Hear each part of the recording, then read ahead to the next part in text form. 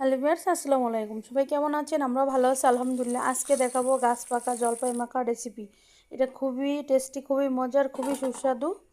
প্রথমে এই যে জলপাইগুলো নিয়ে নিয়েছি, নিয়ে সুন্দর করে কয়েকবার পানি দিয়ে ধুয়ে দিয়েছি।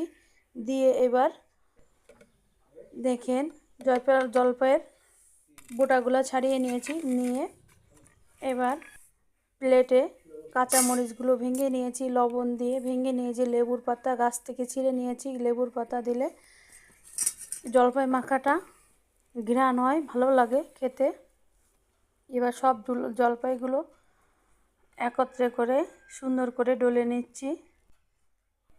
এই যে সুন্দর করে এবার অল্প একটু চিনি দিয়ে দেবো। অনেক টক, অনেক টক।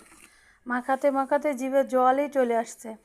এত মজার হয়েছে, এত টেস্টি। যেমন ঝাল তেমন টক, আর সাথে একটু মিষ্টি দিয়ে দিয়েছি, তাহলে বাচ্চারা খাবে। দেখেন কতটা সফট, কতটা নরম।